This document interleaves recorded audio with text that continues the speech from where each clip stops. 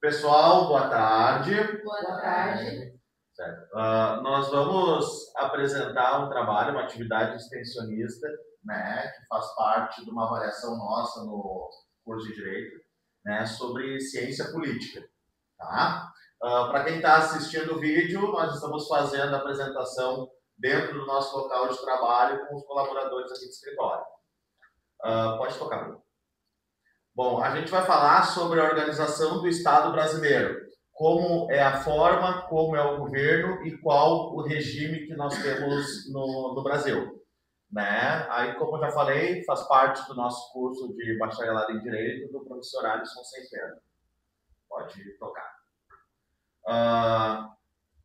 O título do nosso trabalho é conversar um pouquinho e explicar para vocês como funciona a estrutura do Estado democrático no Brasil, né? Por isso que a gente já fez uma ilustração mais voltada ao nosso país, que são os integrantes do grupo. Infelizmente, o Lucas não pôde estar presente porque ele está de plantão e trabalha no hospital e não pôde vir para a apresentação, mas fez parte da pesquisa do trabalho. Pode tocar. Agora o Daniel vai falar um pouquinho com vocês, né, qual que é a expectativa inicial que a gente tem sobre a apresentação. Boa tarde. Eu vou falar sobre o público-alvo, que no caso é você, né? Essa atividade extensionista tem como objetivo esclarecer, especialmente aos homens que votam apenas uma vez na vida, o quão importante cada voto deles é no momento de escolher nossos representantes. A proposta central é ampliar a visão, né, dos participantes, incentivando uma reflexão mais crítica e consciente sobre o papel de cada indivíduo na construção da democracia. Aqui a gente vai falar sobre esses 4 tópicos, que é nosso tema central é explicar como o Estado brasileiro é constituído legalmente, a sua forma de federação. O sistema presidencialista, a formação república é a distinção entre formas, o sistema, regime de governo, buscando demonstrar o funcionamento da democracia e o processo de escolha dos seus representantes.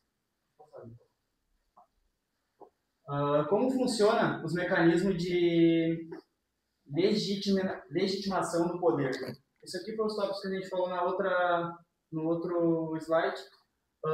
Porém, a compreensão desses conceitos nem sempre é clara para a população em geral. Muitos eleitores exercem seu direito ao voto sem plena consciência de como funcionam os mecanismos de legitimação do poder, a relação entre as esferas governamentais ou as diferenças entre forma, sistema e regime de governo. Agora chegou a hora de queimar os neurônios. Pode passar. O Brasil, né, adota hoje um sistema de governo que a gente chama de forma federativa, tá? Hoje no mundo existe a forma federativa e a forma unitária, que são as mais comuns. Então, a gente tem um foco no trabalho na federativa, porque faz parte daquilo que a gente vive, tá? Mas eu vou dar exemplo também de sistema unitário para vocês poderem entender a diferença de cada um deles. Na forma federativa de Estado, que é o mundo em que é o Brasil que a gente vive hoje, né, como é previsto no artigo 1º da Constituição, a soberania ela é compartilhada entre a União, os Estados, o Distrito Federal e os municípios, todos dotados de uma autonomia político-administrativa, ou seja, a gente tem no Brasil essa divisão, né, de poderes, e cada cidade, cada estado tem o seu representante, tá? Que é um pouquinho diferente de como é no sistema unitário. Para quem não sabe, como eu citei no início, o que é o artigo 1º da Constituição Federal de 88, ele diz exatamente o seguinte, né? Ele diz que a República Federativa do Brasil, formada pela união indissolúvel dos estados e municípios e do Distrito Federal, constitui-se em Estado democrático de direito e tem como fundamentos principais a sua soberania, a cidadania, a dignidade da pessoa humana, os valores sociais do trabalho e a livre iniciativa, além do pluralismo político. todo o poder emana do povo, ou seja, o povo é quem escolhe quem vai representar, tá? E que exerce por meio de representantes eleitos nos termos desta Constituição. Então, é mais aquilo que a gente já falou no princípio, sobre como que é o sistema de governo, como que é a escolha de cada representante e o que eles podem e o que eles não podem fazer. Pode tocar. O que eu quero dizer com isso? Tá? É muito simples. Pode tocar. Num Estado federativo, como é hoje no Brasil, o poder é dividido entre vários entes autônomos, como eu havia Estado, União, Estados, Distrito Federal e municípios. Cada um deles tem a sua autonomia política. Né? Por exemplo, o município tem o prefeito, o Estado tem o governador, né? O Brasil tem o seu presidente, né? E prevê uma repartição de competências, como saúde, educação, segurança, entre outros. Outros países que adotam o mesmo sistema de governo do Brasil, a gente botou como exemplo os Estados Unidos e também a Alemanha. Já no Estado unitário, e vocês podem perceber que a gente já mudou um pouquinho a bandeira, é como funciona basicamente no Japão. Existe apenas um centro de poder. Então, existe um governante que manda em praticamente tudo, com uma autonomia própria, tá? Não existe uma autonomia política. Não existem outros governando juntos. É o líder escolhido pelo povo, né? Não existem regiões como estados ou municípios. Pode haver uma descentralização administrativa, mas não política. Outros países que adotam esse mesmo sistema de governo, França, Portugal, Japão, não existem líderes municipais nem líderes estaduais. A diferença principal, e aí é mais ou menos o que eu já expliquei aqui, é que o Estado federativo tem divisão real de poder entre diferentes níveis de governo. Já no Estado unitário, é centralizado, ou seja, tudo depende de quem tem o poder central do país naquele momento. Tá claro até aqui, pessoal? Tá? Beleza. Pode passar. Formas de governo do Brasil. República. A República, que é o que a gente tem hoje, ela tem uma característica própria, que é a eleição periódica de representantes através do voto popular, mandatos temporários, em oposição à vitaliciedade das monarquias, e eu já vou explicar como funciona isso aqui, responsabilidade de governos que respondem juridicamente por seus atos, e o princípio da igualdade, segundo o qual não há privilégios hereditários no exercício do poder, e para ficar claro também já vou explicar isso aqui. O que é esse princípio da igualdade, que foi o último que eu citei? Todo mundo é igual perante a lei. Ou seja, a Valéria ela não pode ser melhor que eu não posso ser melhor que o Daniel não pode ser melhor que vocês. E vice-versa, tá? Não existe título nobre. Não, por exemplo, a gente não tem rei, príncipe, duque com poder político, tá? O cargo público deve ser acessível a qualquer cidadão e ninguém herda poder político por sangue. Ou seja, a gente sabe que aqui no Brasil não é bem assim, né? A gente tem veteranos na política e os filhos acabaram seguindo o caminho dos pais, né? E conseguiram se candidatar a vereador, deputado, prefeito, governador, mais pelo nome que carregava nas costas do que pela própria competência. Mas, em tese, o que isso aqui quer dizer é que o pai não pode simplesmente dizer, olha, eu não vou mais governar, quem vai governar agora é o meu filho. Não, é voto popular, é escolhido pelo povo. Responsabilidade dos governantes. Eu fiz questão de colocar o único presidente preso com trânsito julgado na história do Brasil, né, que é o Lula. Né? A responsabilidade dos governantes. Quem ocupa cargo público deve se responder legalmente pelos seus atos. A gente sabe que, infelizmente, também no Brasil não funciona dessa forma, né? Porque senão ele estava preso até hoje. Quem comete erros ou abusos pode ser julgado, punido ou até mesmo afastado do cargo. Como? Através de impeachment, que aconteceu com a Dilma Rousseff, ou com a prisão que aconteceu com o Luiz Inácio Lula da Silva. Sobre os mandatos temporários, que foi o primeiro tópico da República. Tá? é aquilo que eu falei, ninguém tem um poder vitalício, né? Então os mandatos são temporários, os governantes ficam no cargo por um tempo limitado. No Brasil, são 4 anos, né? Então o vereador é 4 anos, o prefeito é 4 anos, o governador é 4 anos, deputados 4 anos. O único que tem mandato de 8 anos no Brasil, e eu não sei se vocês sabem, são os senadores, né? Eles têm mandato de 8 anos. Tá? No mais, o restante são todos 4 anos. Pode voltar ali um pouquinho. Isso impede que alguém fique no poder para sempre, como acontece em monarquias hereditárias. Monarquia hereditária é aquele cara que assumiu o poder e está no poder até o dia que ele quiser. Vou te dar um exemplo, né? Não é, mas parece muito com o que acontece com a Venezuela.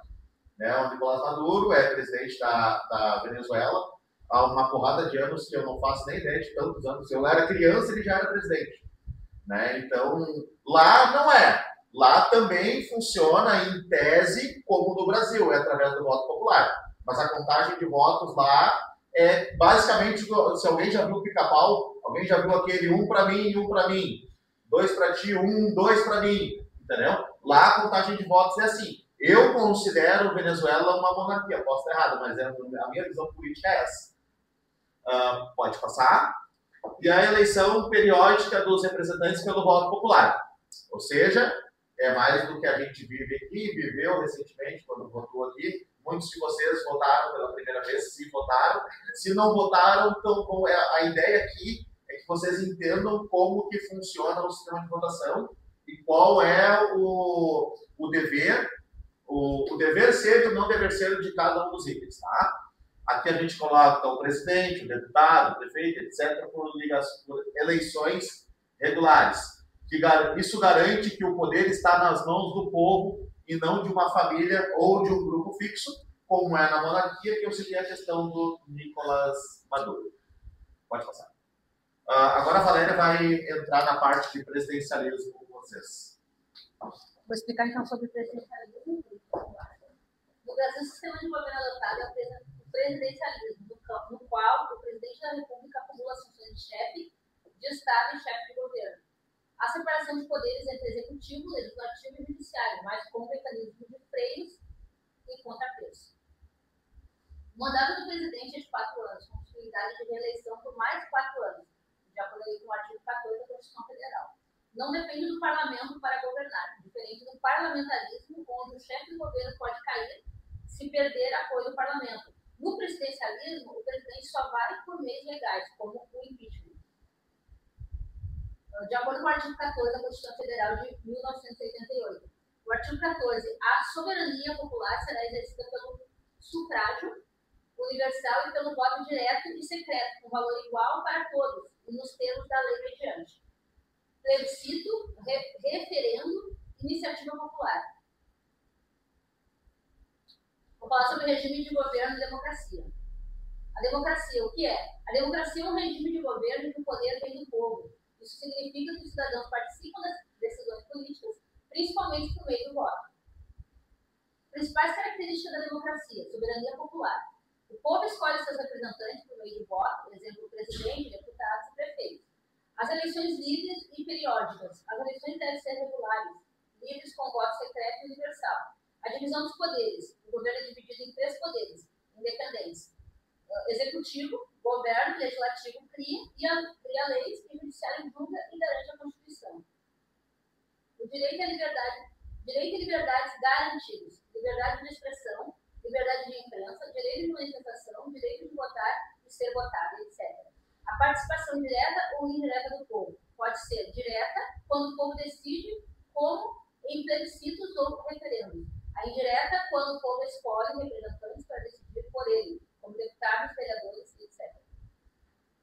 Agora vamos falar sobre distinção entre forma de governo e regime. Agora a distinção entre forma, governo e regime, tá? Para a gente tentar deixar bem claro que a gente quis passar aqui. A forma de Estado é como o poder está organizado no território. Refere-se à distribuição do poder político no país. E aí é mais um pouquinho do que a gente já falou. A gente vai falar de Estado Federal, que é a federação, né? O poder é dividido entre União, Estados, municípios, Distrito Federal, e temos o Estado unitário, onde o poder ele é centralizado, tá? Num único governo nacional. No Brasil, a nossa forma de Estado é a forma federativa, tá? É federação. Prevista no artigo 1, que foi o que eu citei lá no princípio. Pode tocar. A nossa forma de governo, e eu sigo, enquanto vocês estiverem vendo o Brasil, a gente está falando do Brasil, tá? Se dá com relação entre governantes e governados. Refere-se à origem do poder e como que se exerce esse tipo de poder, tá? Por exemplo, na República, para vocês sabem, o Brasil é uma república federativa, tá?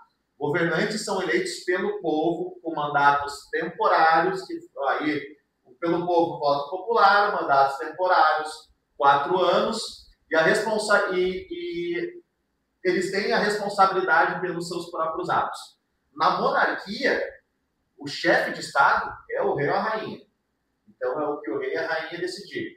E herda o cargo, a herança de cargo, e pode ter o poder vitalício. Ou seja, às vezes quando o rei morre, quem assume é o príncipe e o filho mais velho, né? E assim vai. Na monarquia, funciona assim, há essa distribuição de poder. No Brasil, como eu falei, a forma de governo é república. Regime de governo. Como o poder é exercido no dia a dia? Refere-se ao modo de funcionamento do poder político, ou seja, como o povo participa. E aí a gente falou também um pouquinho aqui, né? O Brasil trabalha com um sistema democrático imperfeito. Tá? O povo participa diretamente por meio de representantes, que são as pessoas que são escolhidas pelo voto popular. Na ditadura ou autoritarismo, o poder é concentrado em uma pessoa ou grupo sem a participação popular real. E aí foca um pouquinho mais como é na questão das monarquias e tudo mais. Se eu cito o que eu falei sobre a questão da Venezuela. No Brasil, o regime de governo, democracia. Para concluir, a Valéria agora vai finalizar com vocês. Eu vou falar sobre a análise da organização do Estado brasileiro. A análise da organização do Estado brasileiro permite compreender a complexibilidade da sua estrutura e os mecanismos que garantem a legitimidade do poder. O Brasil é uma república federativa, de regime democrático e sistema presidencialista, o que significa dizer que o poder é descentralizado entre União, Estado, Distrito Federal e municípios. Os governantes são eleitos pelo povo e possuem mandatos temporários. O presidente exerce simultaneamente as funções de chefe de Estado e chefe de governo. O povo é a fonte primária do poder, exercido por meio do voto e instrumentos de participação direta. O esclarecimento desses conceitos da sociedade é essencial para fortalecer a cidadania e a democracia, permitindo que os cidadãos compreendam não apenas o hábito de votar, mas o sentido profundo das instituições que estruturam o Estado brasileiro. Muito obrigada a todos. Alguém tem alguma dúvida? Não. A gente fica muito feliz com isso, né? E agora é contigo, professor.